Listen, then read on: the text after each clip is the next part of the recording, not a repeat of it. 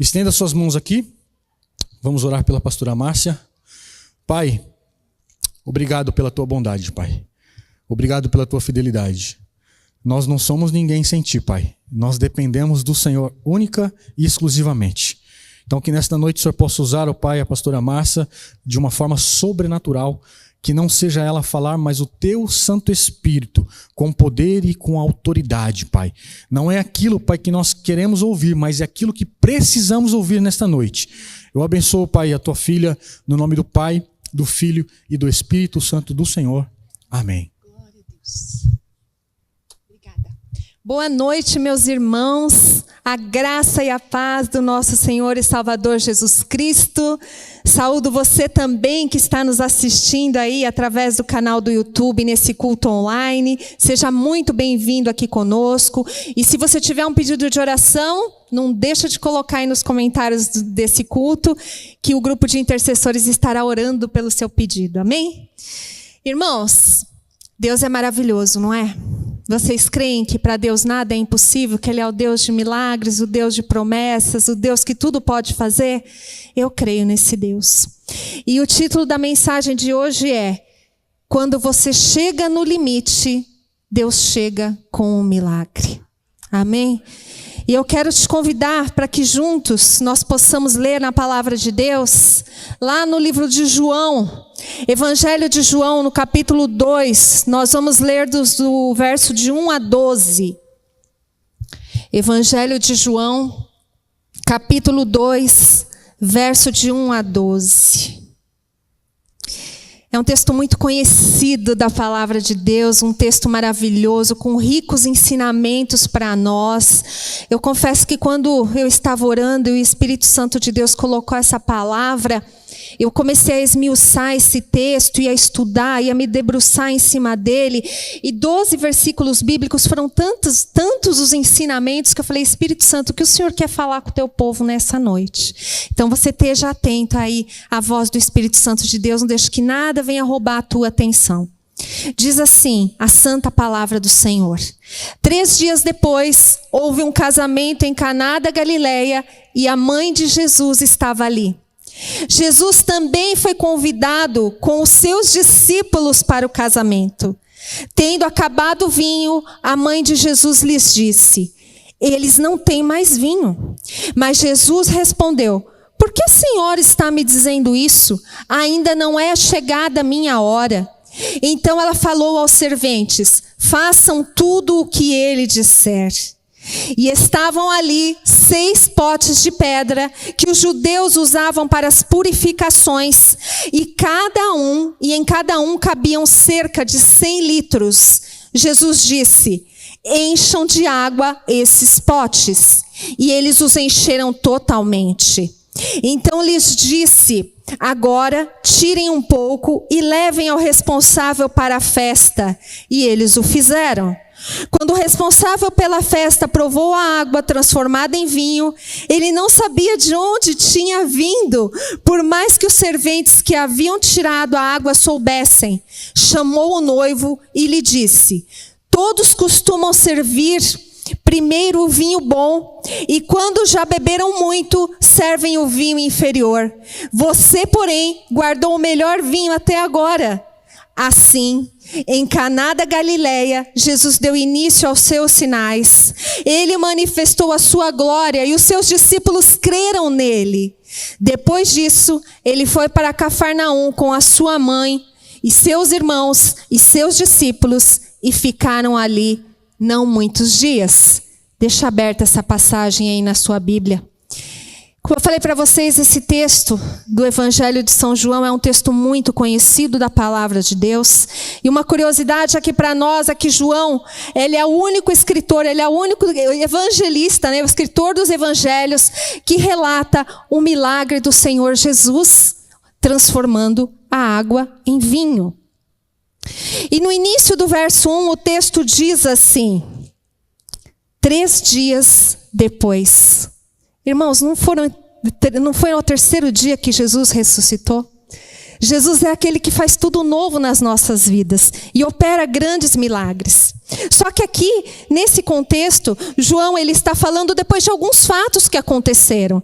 Eu te convido para, se você puder, imediatamente ler o Evangelho de São João. E esses fatos, e aqui ele relata os 6 primeiros discípulos que se converteram, Filipe e Natanael, discípulos que creram em Jesus e deram ali os seus primeiros passos numa caminhada junto com Cristo, que se estenderia por toda a vida deles. E é muito interessante que hoje temos a palavra de Deus, o conjunto dessa obra, escrita por homens, porém inspirada pelo Espírito Santo de Deus, com todos os relatos. E aqui no Novo Testamento, nos Evangelhos, nós temos todos os relatos da vida e da passagem de Jesus aqui, seu ministério, escrito em detalhes. E talvez muitas vezes a gente deixe passar por despercebido alguns acontecimentos e a gente não dá o devido valor a alguns pequenos detalhes. Mas imagine para esses discípulos que caminhavam com Jesus, cada novo dia, cada novo acontecimento, relatavam maravilhas difíceis de compreender. E é muito interessante também que ao longo do seu evangelho, o João, ele deixa muito claro que Jesus, ele trabalhava, principalmente nessa narrativa desse texto, você vai ver isso claramente à medida que a gente for avançando aqui nessa ministração. Jesus trabalhava num cronograma divino, muito bem estabelecido e obedecendo a ordem de Deus, o cronograma e a vontade de Deus. E aqui na minha Bíblia, o título dessa passagem diz: o casamento em Caná da Galileia. Algumas outras traduções dizem o primeiro milagre de Jesus, o casamento em Caná da Galileia. Em outras traduções, as bodas em Caná da Galileia. E esse trata-se do primeiro milagre público de Jesus. Não que Jesus não tivesse realizado outros milagres antes disso, mas aqui nessa festa de casamento foi o local onde Jesus realizou o seu primeiro milagre público.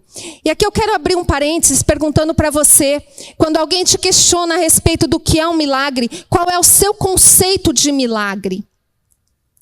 A definição de milagre, pelo dicionário bíblico, quer dizer assim: um fato ou acontecimento fora do comum, que Deus realiza para confirmar o seu poder, o seu amor, a sua mensagem e o seu propósito.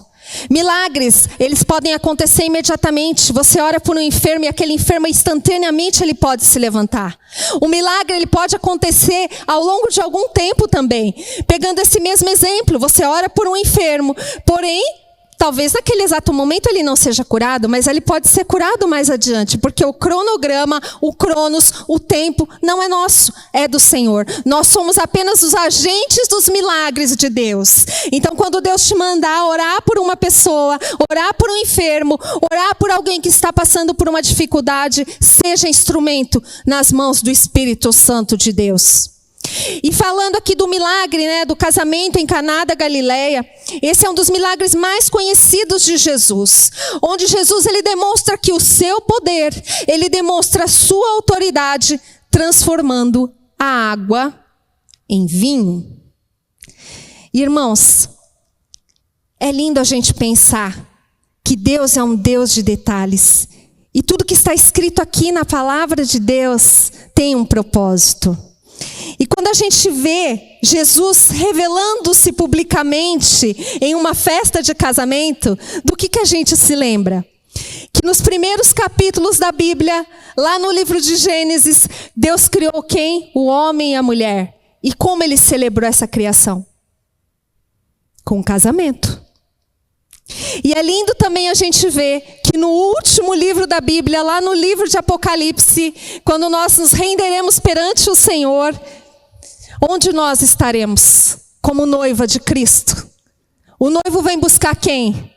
A noiva, que somos nós, que somos a igreja, que aqueles que receberam ao Senhor Jesus como Senhor e Salvador. E onde nós estaremos? Nas bodas do Cordeiro. Esse é um bom momento para você dar um aleluia, um glória a Deus aí, se você vai estar lá nesse dia glorioso. Porque eu quero estar.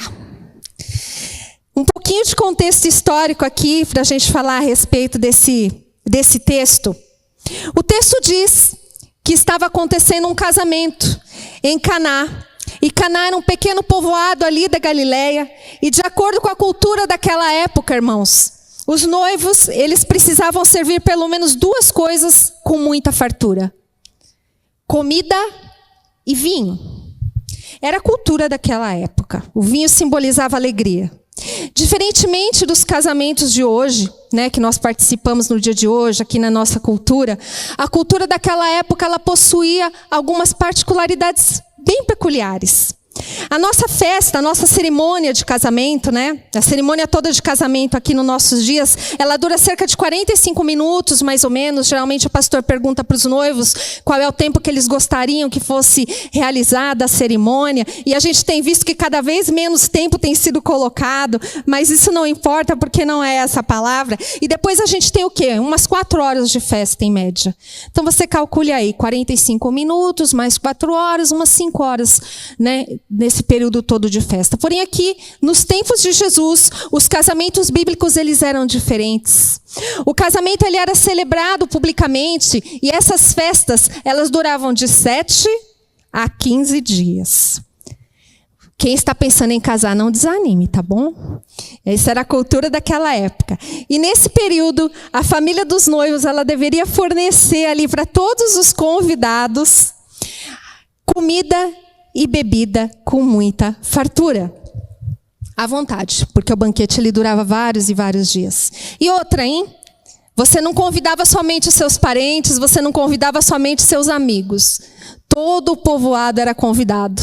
Não se sabe de que forma era feito esse convite. Provavelmente no boca a boca, ou alguém que tinha uma letra muito bela, escrevia ali de alguma maneira, numa espécie de convite de casamento, mas todo o povoado ali, ele era convidado para aquela festa. Diferente de nós, né? Que hoje em dia a gente tem também aqui o que está muito em moda, que são os casamentos intimistas, né? Eu acho que é esse o termo.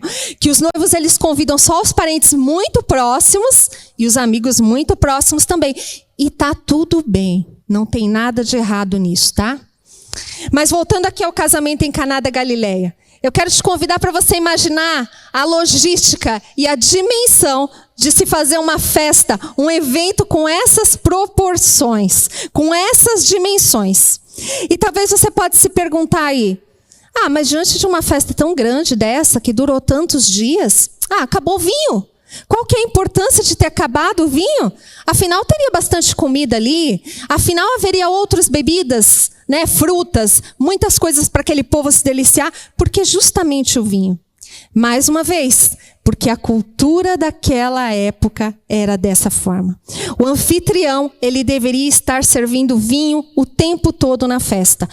Não sei se você já reparou nesses filmes que a gente assiste, nessas séries da época de Jesus, quando está acontecendo uma festa ali, as festas judias sempre muito animadas, o que você vê as pessoas o tempo todo? Servindo bebida, né? Estando ali com cálice na mão. Então era mais ou menos nesse contexto aí. E, irmãos, faltar vinho era algo inadmissível. Era uma grande vergonha, uma grande humilhação, um motivo de desonra mesmo para a família. Então você imagina, se hoje você vai num casamento, muitas vezes o que acontece? As pessoas saem falando mal do casamento, não comi, não bebi, não me serviram, tal. Nessa época, nessa cultura, era muito pior. A família toda, ela poderia ficar marcada, mal vista, e comentários acompanhariam aquela família durante muito tempo. E, inclusive, era um sinal ali para os judeus de que o casamento ele já havia começado fadado ao fracasso. Ou seja, era algo muito sério. Era um sinal de grande vergonha familiar, era uma desonra para a família, era uma desonra para os noivos. Só que, em meio a esse cenário de circunstâncias adversas, de grandes dificuldades, tem algumas lições de Deus para nós aqui que saltam do texto, como eu falei para vocês. E a primeira delas que eu gostaria de compartilhar é, logo no início aqui do texto, no verso 2 diz, Jesus também foi convidado. Jesus também foi convidado para aquela festa. Convide Jesus para a sua vida. Convide Jesus para a sua vida. Você que está nos assistindo, convide Jesus para a sua vida. Porque se de um lado a gente vê aqui um cenário, uma situação difícil, porque o vinho estava se acabando, o vinho acabou. Do outro lado você tem a garantia: Jesus está na festa. Se de um lado eu tenho uma situação adversa, o vinho acabou, do outro lado eu posso ter a certeza dentro do meu coração: Jesus está presente. Se de um lado existe ali uma preocupação, um desconforto, porque o vinho acabou, do outro lado você tem tranquilidade, porque Jesus está ali. Se de um lado você tem motivo de tristeza, porque o vinho acabou e todos serão humilhados da família diante dessa situação, do outro lado eu posso ter motivo de alegria, porque Jesus ele está presente. E por que nós podemos pensar dessa maneira, queridos? Porque a realidade desse casal não dependia ali do vinho que eles estavam servindo, mas dependia de quem eles convidaram para a festa.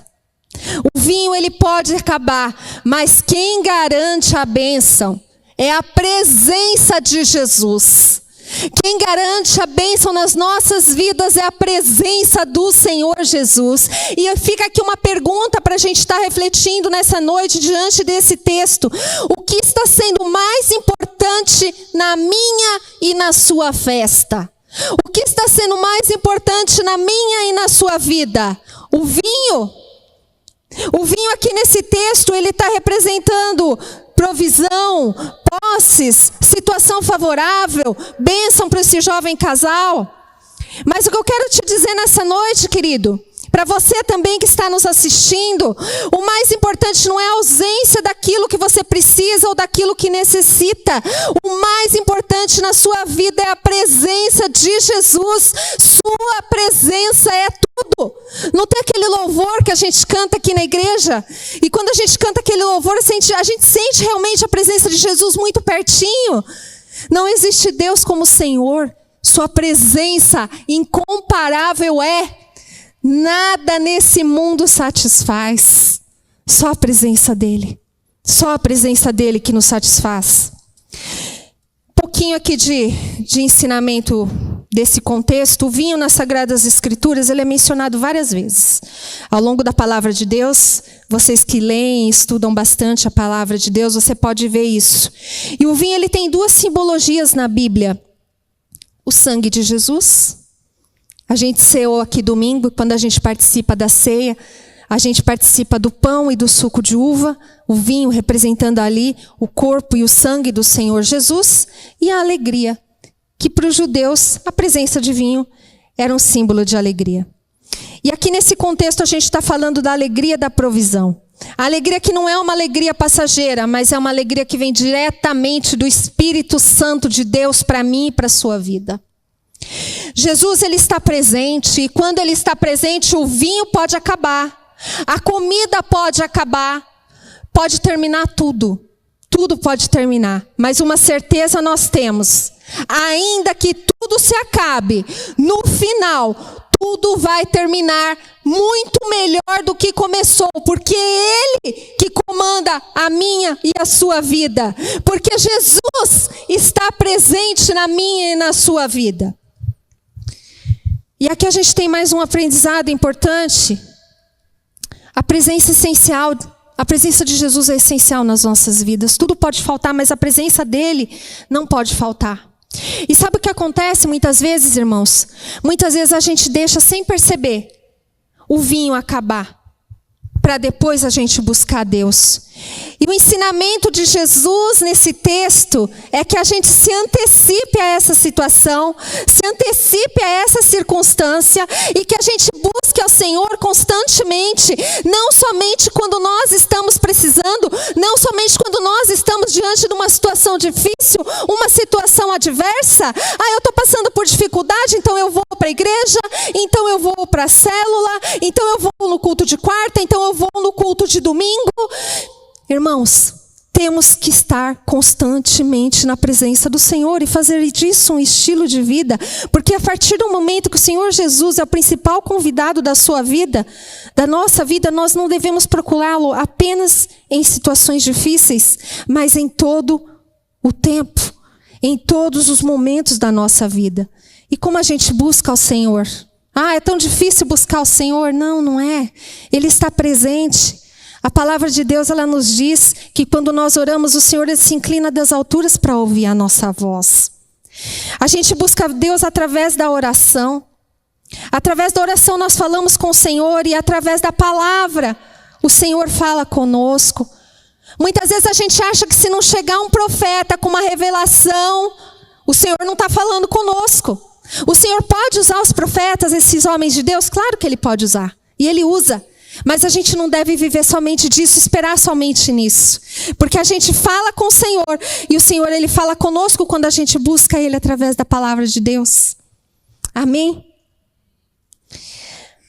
A presença de Deus é tudo o que eu e você precisamos. Aí no verso 3 diz assim: tendo acabado o vinho, a mãe de Jesus lhe disse: eles não têm mais vinho.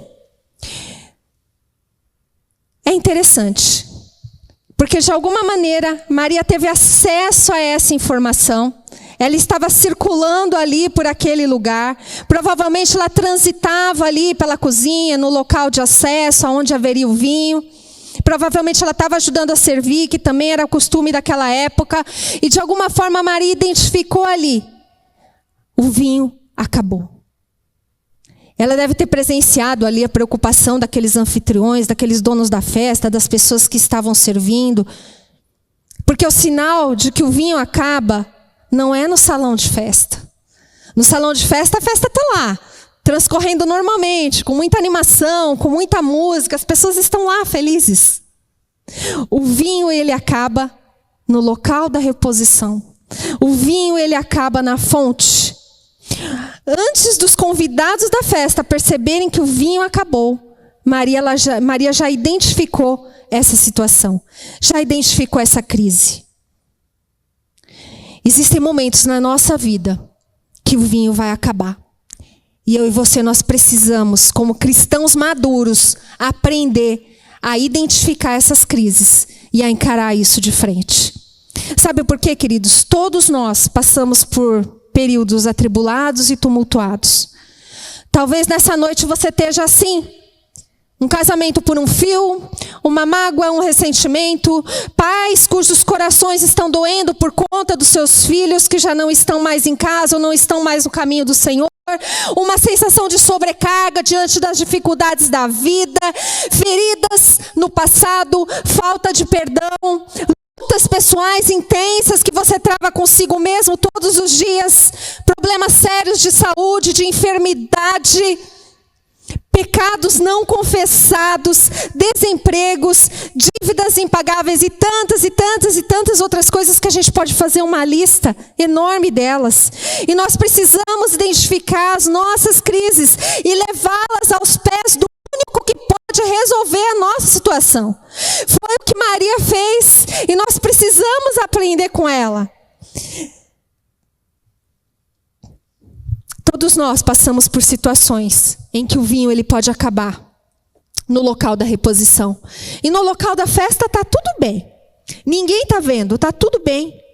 Muitas vezes a gente maquia um pouco a situação, porque enquanto tem vinho, a gente vai deixando, a gente vai empurrando, deixando a sujeira ali debaixo do tapete, deixando a situação rolar. Está tudo bem na minha vida. Quando você encontra com o pastor pergunta: e aí, irmão, tudo bem? Ô, pastor, tudo bem, graças a Deus, estamos indo aí de glória em glória, vitória em vitória, né? Só que não é isso que está acontecendo muitas vezes. Muitas vezes no salão de festa, a festa está ali. A festa está acontecendo, a festa está rolando. Mas lá na fonte, a fonte está secando. Onde ninguém tem acesso, onde poucos têm acesso, o vinho, ele está acabando. E muitas vezes a gente não quer reconhecer isso. Não quer reconhecer por medo, não quer reconhecer porque a gente não quer se deparar com essa situação. E situações adversas, queridos, ela acontece com todos. Ela acontece com quem convida Jesus para a sua vida e com aqueles que não caminham com Jesus. Mas a grande diferença está naquilo que Jesus faz. Porque com Jesus não tem razão nenhuma para a falta de esperança. Porque onde Jesus está, as coisas elas não permanecem do mesmo jeito. Porque onde Jesus está, o vinho novo é sempre o melhor. E a gente muitas vezes tem vivido situações e temos vivido como nunca na era das aparências. Não importa o que acontece lá no íntimo, lá na cozinha, onde ninguém vê. Porque no salão de festa a gente vai levando. Por exemplo, no Instagram, as coisas que as pessoas postam ali. Muitas vezes estão ali num restaurante, estão ali num local paradisíaco, sorrindo, um casal. Só que o vinho já acabou. O vinho na cozinha já acabou muitas vezes. Muitas vezes ali o diálogo acabou faz tempo, a comunicação acabou faz tempo, o companheirismo acabou faz tempo, já não tem mais alegria. Isso é o sinal vermelho piscando. O vinho está acabando na fonte. E nessa noite o Espírito Santo de Deus ele está aqui para te dizer: como está o seu salão de festas? Como está a sua vida? Tem vinho onde todos estão vendo? Jesus ele quer dizer para você nessa noite: volte, dá uma olhada lá na cozinha, dá uma olhada lá no lugar secreto, onde ninguém está vendo. Maria ela identificou aquela crise. E Deus nos chama nessa noite também para a gente identificar as crises nas nossas vidas. Puxa, a palavra parece que está pesada. Não. É a palavra de amor do Senhor para nós. É a palavra de amor do Senhor para mim e para você. Porque eu e você, querido, a gente não precisa passar por dificuldades sozinhos. Jesus ele nos diz lá em João 16:33, falei estas coisas para que em mim vocês também tenham paz. No mundo vocês terão aflições, mas tenham o quê? Coragem. Coragem. Eu venci o mundo. E é muito importante a gente identificar, fazer como Maria fez, identificar o problema ali naquele salão, naquele local, naquela cozinha daquela festa e levar para Jesus. Maria, ela não teve nenhuma dúvida, ela foi levar para o único que poderia resolver, o Senhor Jesus. Maria, ela sabia que onde tinha a presença de Jesus, as coisas elas não permaneceriam do mesmo jeito, porque ele era o Messias prometido, o Filho de Deus, e nós temos Jesus na nossa vida também. Ao longo da Bíblia você pode ver que por onde Jesus passou, nada mais permaneceu do mesmo jeito para aqueles que abriram o seu coração para Ele. As histórias foram mudadas, vidas foram transformadas, curas, libertações, renovo. É isso que o nosso Senhor Jesus faz. E tantas vezes parece que a gente se esquece disso. E sabe por que isso acontece? Porque muitas vezes a gente quer que as coisas aconteçam no nosso tempo, do nosso jeito e de acordo com a nossa vontade. E não é assim. O Senhor ele tem a sua própria forma, ele tem os seus próprios meios. No verso 4, o texto diz assim: mas Jesus respondeu: por que a senhora está me dizendo isso? Ainda não é chegada a minha hora. Tem uma outra tradução que ela diz assim: mulher, o que tenho eu contigo? E aqui nesse momento parece que o Senhor Jesus ele está sendo rude com a própria mãe. Quando eu era criança e li esse texto, eu pensava assim: puxa, Jesus ele está sendo mal educado aqui, falando dessa forma com a mãe. Afinal, se eu falasse assim com a minha mãe, com certeza ela não ia gostar. Porém, a gente entendendo o contexto bíblico das coisas, essa expressão mulher, no grego é gunê, que significa mulher honrosa. Então Jesus ele está dizendo assim: mulher honrosa, ainda não é chegada a minha hora. Era a forma como os rabinos eles tratavam as mulheres. E quando Jesus disse isso, ele está se revelando aqui nesse momento como Jesus, não o filho de Maria, mas Jesus, o Filho de Deus, o Messias, que estava prestes a realizar um milagre. Jesus ele diz: ainda não é chegada a minha hora. Essa palavrinha ainda, ou seja, na agenda de Deus ainda não chegou a hora. Ele ainda vai operar o milagre. Ele ainda vai curar. Ele ainda vai restaurar o casamento. Ele ainda vai abrir a porta de emprego. Ele ainda vai salvar o teu filho das drogas. Ele ainda vai fazer, porque Ele é Deus. E Ele tem o tempo certo para todas as coisas. E o nosso problema é que porque a gente vive na geração do fast, tudo rápido, tudo para ontem, tudo ligeiro, eu não posso esperar. A gente não está acostumado com os aindas de Deus. A gente não está acostumado a querer esperar, porque a gente sabe muito bem lidar com o já. Só que Deus, Ele age de acordo com um propósito e além da nossa compreensão. Muitas vezes aquilo que para mim e para você resolveria já, o Senhor Ele tem uma forma melhor de fazer lá na frente. E quando o Senhor faz da forma dele, que é a melhor maneira, é a forma mais linda, a gente fala: Senhor, obrigada porque o Senhor não fez do meu jeito. Quantas e quantas vezes eu falei isso? Senhor, obrigada porque o Senhor não deu aquilo que eu pedi do meu jeito, porque o Senhor fez muito melhor do que eu poderia imaginar. E o que fazer, queridos, enquanto nós estamos esperando, nesse tempo de ainda? O verso 5 diz assim: então ela falou aos serventes, ela, Maria, façam tudo o que ele disser. Olha que lição preciosa. Quando Maria recebeu essa palavra, ela entendeu o ainda de Jesus. Imagine se Maria aqui agisse de uma outra forma, se ela saísse falando para as pessoas erradas a respeito de que o vinho estava acabando na cozinha, poderia ter terminado com um grande desastre. E aqui a gente aprende que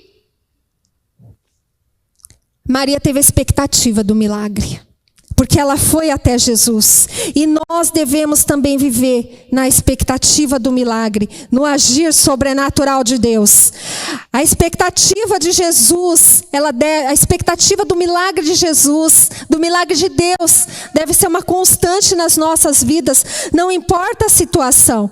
E muitas vezes a gente vive, irmãos, como se o milagre não fosse acontecer. A gente vive como se Jesus não pudesse transformar uma determinada situação adversa. A gente vive no natural. A gente dorme, a gente acorda, a gente come, a gente trabalha, a gente vem para o culto, a gente volta para casa, aí a gente dorme, aí a gente acorda, aí a gente come. E a gente vai vivendo dia após dia. E lá na cozinha, na fonte, está o problema que precisa ser resolvido e a gente nem percebe. Aprenda a ter expectativa no milagre de Deus para a sua vida.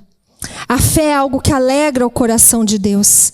Maria sabia que Jesus ia fazer alguma coisa. Você crê que Jesus vai fazer alguma coisa diante da situação que você está vivendo, que você está enfrentando? Eu creio. Maria, ela sabia quem era Jesus. Ela sabia que a situação era difícil, mas ela sabia quem era Jesus. A situação na tua vida está difícil? Que nessa noite você saia daqui sabendo quem é Jesus. O problema está difícil, mas eu sei quem Ele é. A dor está grande, mas eu sei quem Ele é. A circunstância é impossível, mas eu sei quem Ele é. No verso 6, a palavra diz assim: estavam ali 6 potes ou talhas, em algumas traduções, de pedra, que os judeus usavam para as purificações. E em cada um cabiam 100 litros. Não eram poucos litros, eram muitos litros. Em cada uma cabia 100 litros. E as talhas, elas também são mencionadas aí em diversas partes, em diversos capítulos da Bíblia, e geralmente elas estão ligadas às festas, aos atos de purificação dos judeus. E, em geral, elas estão associadas sempre à questão de higiene diante das celebrações que acontecem, diante dos eventos que acontecem. E a talha nada mais era do que um vaso de barro, que muitas vezes ficava ali cheio de água. No verso 7, nós lemos assim: Jesus lhes disse.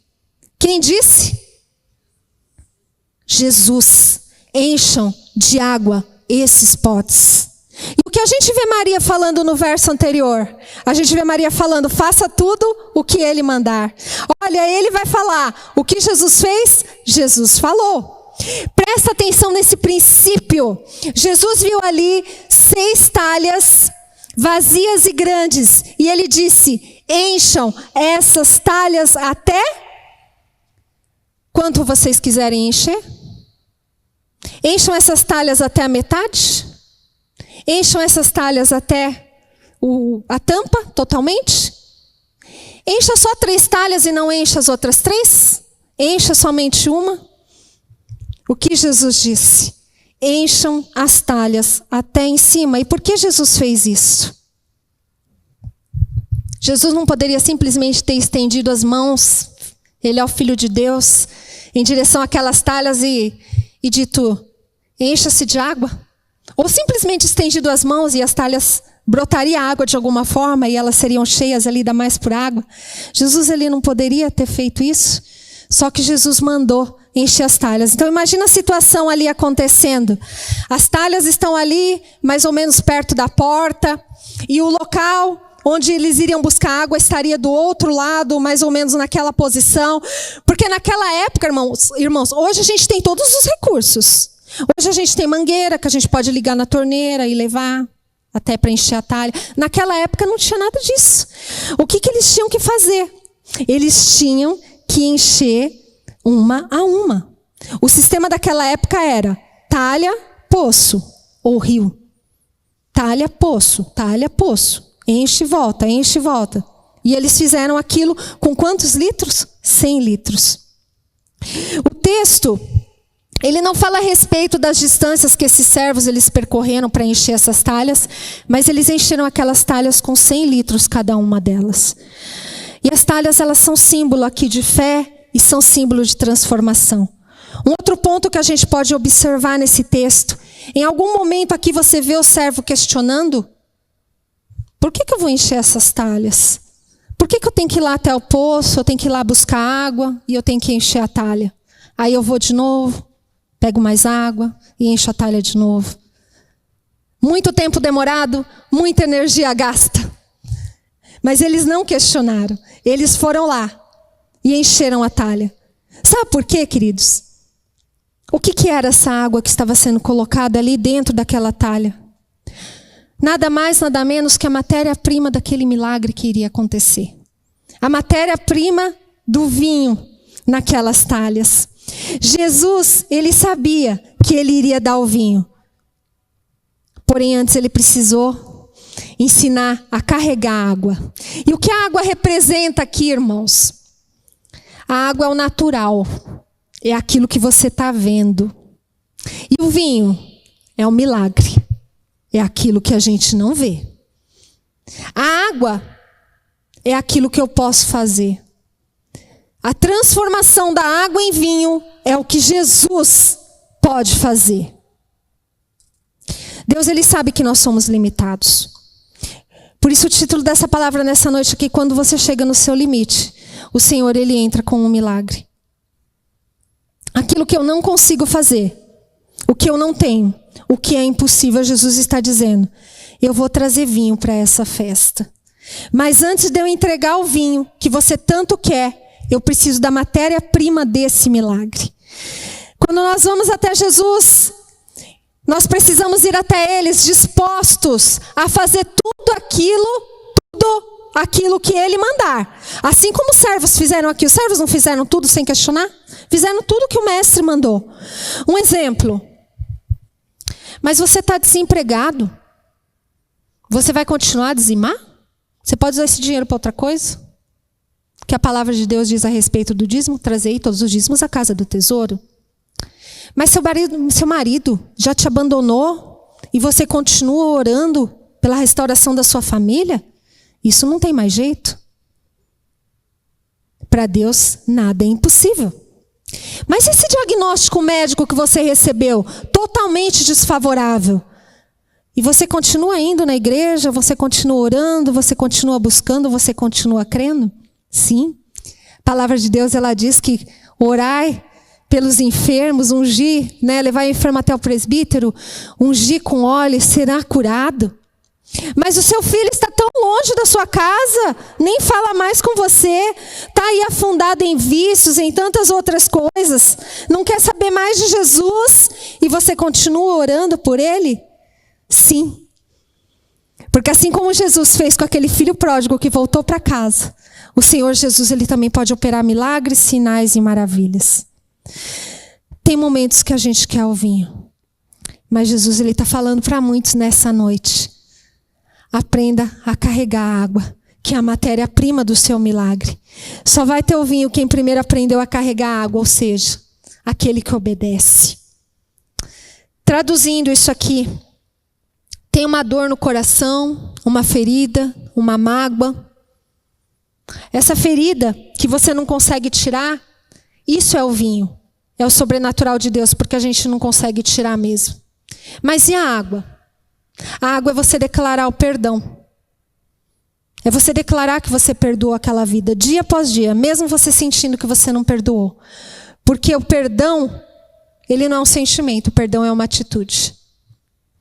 Tem situações na sua casa, conflitos de família, conflitos no casamento, você e seu marido já não conseguem mais conversar, você não consegue resolver, o divórcio parece ser a única solução. O vinho é a transformação desse casamento. Mas você pode carregar a água, a matéria-prima do milagre. Você pode ser mais flexível, você pode não ser tão crítico, você pode não agir com ira, você pode dar mais atenção, você pode ser mais amoroso ou amorosa, você pode ser mais paciente. Mulheres não precisam gritar tanto, sejam mais doces, só gritem se a casa estiver pegando fogo, aí sim você pode gritar.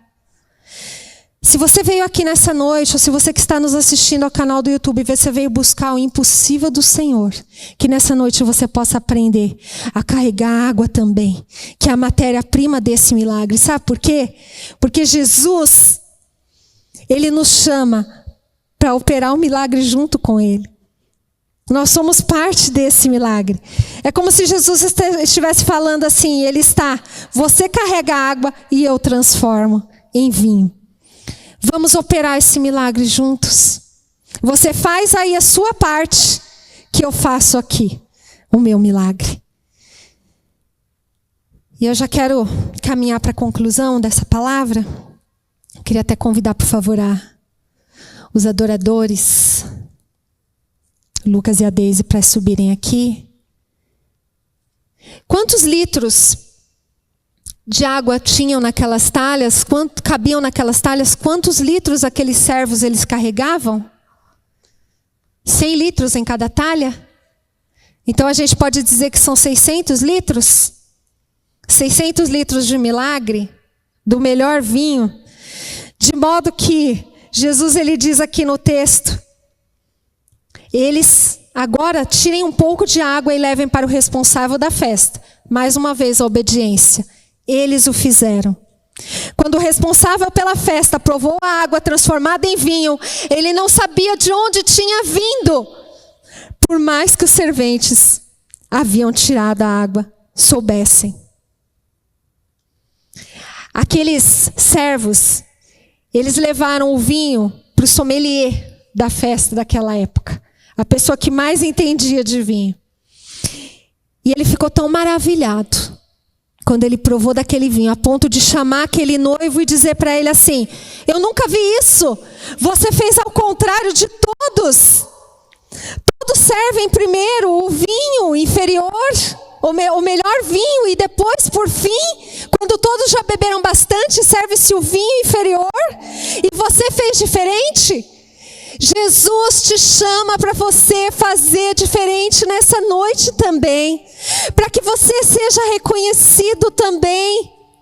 Puxa, mas todos fazem dessa forma, só você que não faz?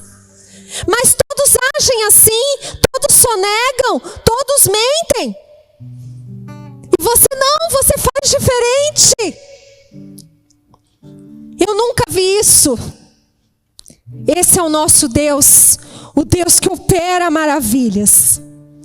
O Deus que nos chama para carregar água, porque Ele transforma essa água em vinho. Jesus, Ele mandou encher as talhas, e os servos, eles encheram até em cima, até o limite delas. Aqui a gente tem uma lição muito importante a respeito da obediência. O Senhor, Ele se alegra com um coração obediente, assim como aquele pai que se alegra com o filho obediente. Não adianta a gente obedecer pela metade. Não adianta a gente fazer as coisas meia boca. A gente precisa carregar a água com obediência. E quando Jesus disse, entrega ao mestre-sala, eu fico imaginando aqueles servos. Eu gosto de imaginar situações acontecendo. Eu fico imaginando ali a cara daqueles servos quando eles foram levar aquele vinho para o superior deles. E com surpresa, aquele mestre-sala aprovou. E aqui tem uma pergunta para você. Para você pensar. Vocês não estão com sono não, né, irmãos? Estão ligadinhos, estão aqui comigo, né? Amém. Em que momento que essa água ela virou vinho? Pergunta de $1 milhão, de euros, que é o que vale mais. Em que momento que essa água virou vinho? Será que foi quando os servos foram buscar essa água no poço? Será que foi enquanto eles estavam levando a água do poço e depositando dentro das talhas? Será que foi no momento que eles depositaram dentro das talhas, despejaram aquela água dentro daquelas talhas? Foi quando eles tiraram a água e colocaram na taça para levar para aquele mestre-sala provar? Foi quando o mestre-sala bebeu? Em que momento que a água virou vinho, irmãos? Minha resposta para você nessa noite: não dá para saber. Não dá para saber em que momento que essa água virou vinho. E assim vai ser na minha e vai ser na sua vida também. Você vai estar ali carregando a água, levando aquela água para aquelas talhas. Você vai estar ali buscando ao Senhor. Você vai estar ali adorando a Deus de todo o seu coração. Você vai estar ali se empenhando na busca, na leitura da palavra de Deus em oração. Você vai estar ali acordando às 3 horas da manhã para orar. Você vai estar ali vindo aos cultos não com a intenção de simplesmente buscar aquilo que você quer, que você precisa com interesse, mas para cultuar o Senhor de todo o seu coração, orando, jejuando, lendo a Bíblia, buscando, andando em santidade, perdoando, tendo um coração ensinável, tendo amor com o próximo, sendo flexível, sendo amoroso na sua casa, com seus filhos, com seu marido.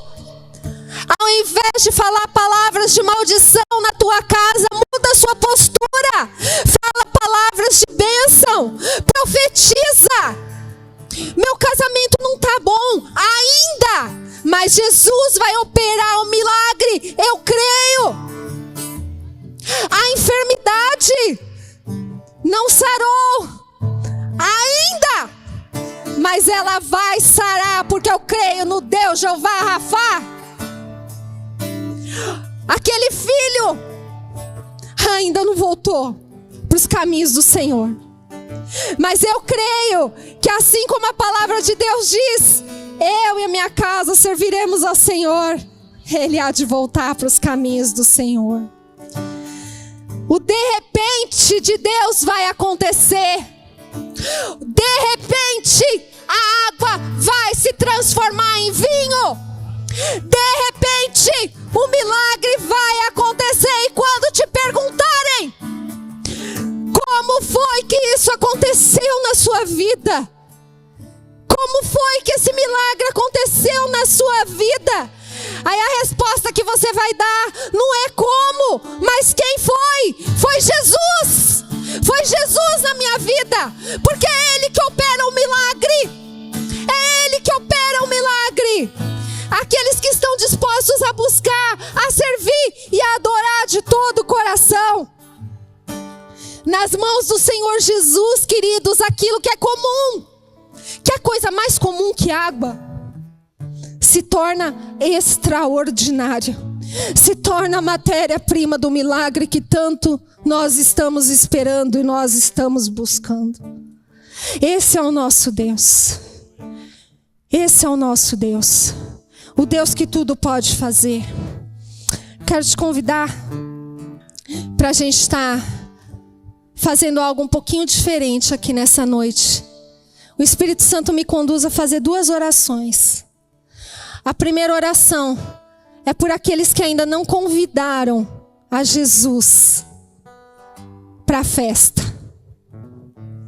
O texto começou dizendo: Jesus foi convidado. Quando Jesus entra, Ele transforma. Quando Jesus entra, nada mais permanece do mesmo jeito. Quando Jesus entra, o meu e o seu nome está escrito lá no livro da vida. Eu não sei se tem alguém aqui nessa noite que ainda não teve a oportunidade de confessar o Senhor Jesus como Senhor e Salvador da sua vida.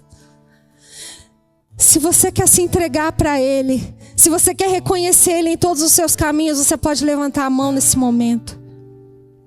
Ou você que está aí na tua casa assistindo, você que vai assistir essa palavra depois, que você possa colocar a mão aí no teu coração e repetir assim: Senhor Jesus, eu te recebo como meu único Senhor, como meu único Salvador. Pai, eu quero me render totalmente a Ti. Escreve o meu nome no livro da vida. A partir de hoje eu quero convidar o Senhor para a minha vida. Eu quero convidar o Senhor para estar comigo em todos os dias. Eu quero convidar o Senhor para estar comigo em todos os momentos, Senhor. Obrigada pela salvação. Obrigada pela festa, Senhor, que nós iremos celebrar contigo no dia em que o Senhor vier buscar a tua noiva, vier buscar a tua igreja. Se você fez essa oração pela primeira vez, você já recebeu Jesus. Ele já foi convidado para a tua vida. E Ele já faz parte da tua vida. E a segunda oração que eu gostaria de fazer, queria fazer algo diferente, vai ter que ser um pouquinho rápido por causa do tempo. Vocês que estão aqui no templo, eu sei, diante desse diagnóstico, em quais áreas da minha vida o vinho está acabando lá na cozinha. Talvez você entrou aqui nessa noite com esse sentimento também, de que não tem mais jeito, de que tem alguma coisa que está faltando. Eu queria, Edu, mozão, por favor, vem aqui. Enquanto eles vão dirigir vocês aqui numa adoração, eu e o Edu, a gente gostaria de ungir vocês, para que essa esperança ela se renovasse na sua vida. Onde Jesus está, nada mais permanece do mesmo jeito. Então, se você sente essa necessidade, se você identificou que o vinho está acabando em alguma área da sua vida, Jesus é aquele que multiplica. Jesus é aquele que transforma. Jesus é aquele que transforma a água em vinho. Ele é o nosso milagre. Amém? Então, vocês podem vir, a gente vai ungir. À medida que vocês forem ungindo, vocês podem voltar para os seus lugares.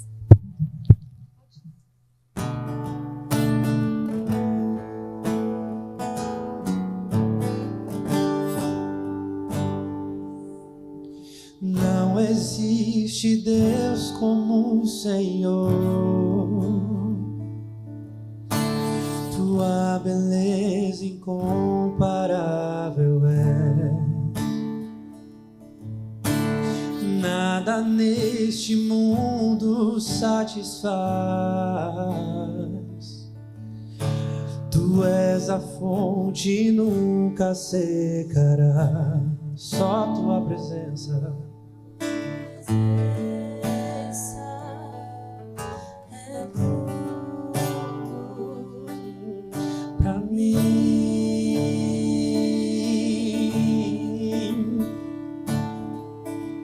Tua presença é tudo pra mim.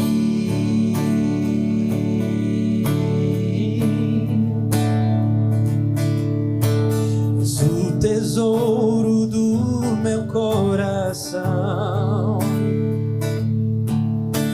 Quando a mão. Dos meus erros não se lembra mais, e o futuro em tuas mãos está. Só tua presença é tudo pra mim.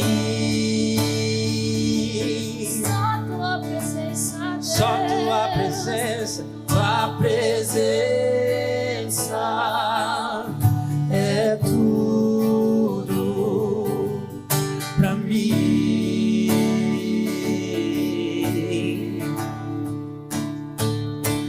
Tua presença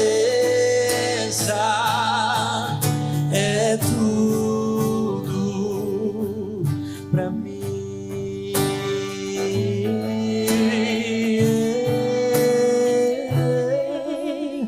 Oh Jesus, oh Jesus, tua presença é tudo pra mim. Oh Jesus, oh Jesus, tua presença é tudo pra mim. Sim, ela é tudo pra mim.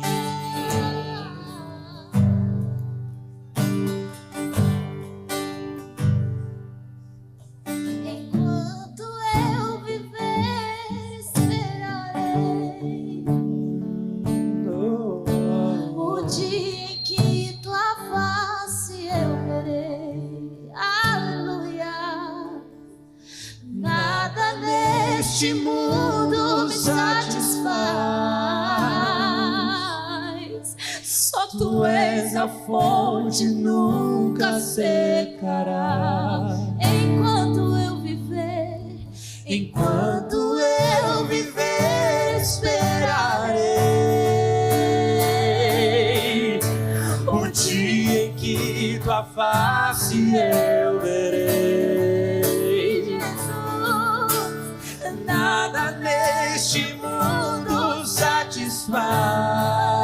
Só tu és a fonte, Tu és a fonte, nunca secará. só tu és a fonte, Tu és a fonte, nunca secará. Só Ele é a fonte, só Tu és a fonte, nunca secará.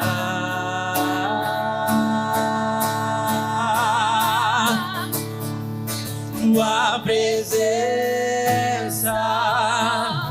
é tudo pra mim. Só tua presença, é tudo pra mim. Só tua presença, tua presença é tudo pra mim.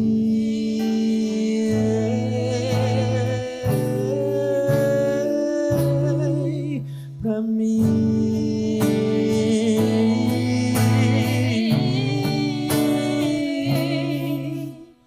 Oh Jesus, oh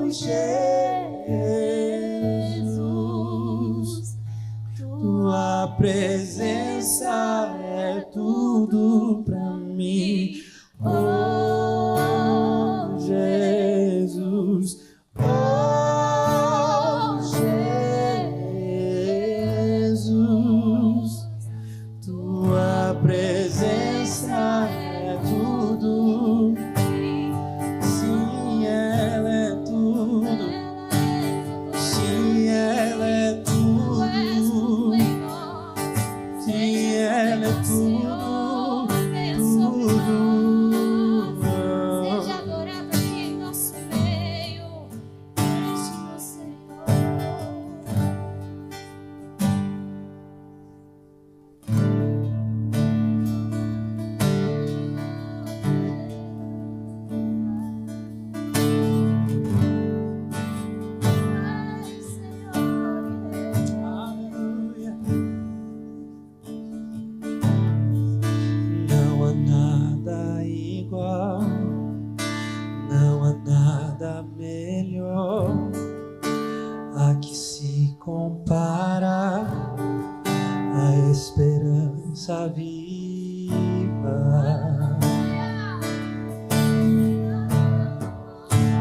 presença, tua presença.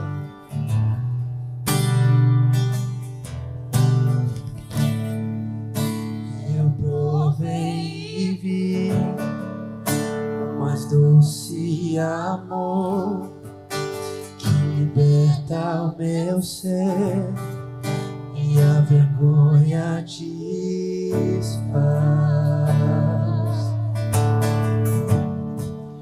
Tua presença,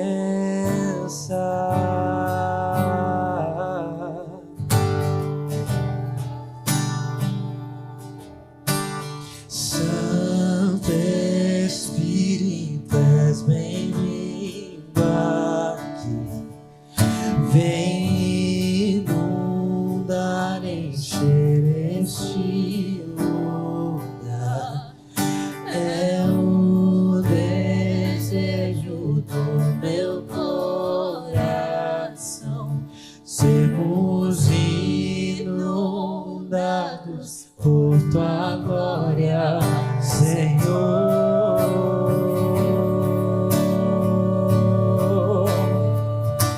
Vem nos inundar, Senhor.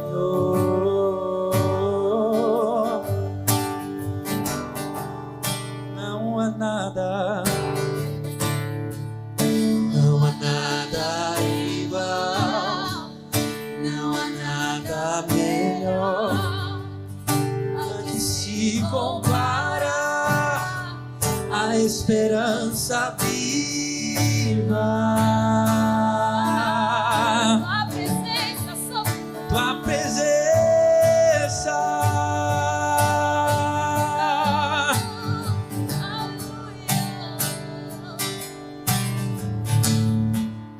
eu provei e vi o mais doce amor que liberta o meu ser e a vergonha desfaz. Só tua presença,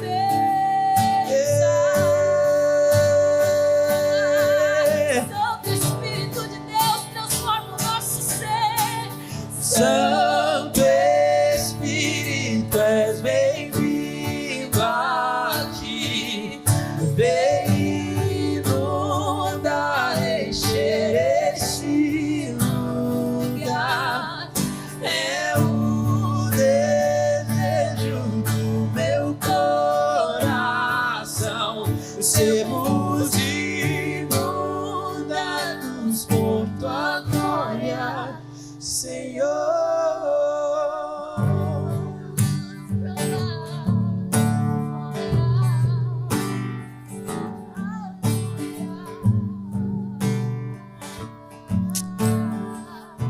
Amém, Jesus. Amém. Glória ao teu nome. Tua presença, vamos provar da tua glória e bondade. Vamos provar quão real é tua presença. Vamos provar da tua glória e bondade. Vamos provar o quão real é tua presença. Vamos provar da tua glória e bondade. Glória ao teu nome, Jesus. Aplauda mesmo que é para Ele. Aplauda mesmo que é para Ele, porque é Ele que realiza os sinais, os milagres e as maravilhas. Ele é o nosso consolo. Quando o Senhor restaurou a sorte de Sião, ficamos como quem sonha.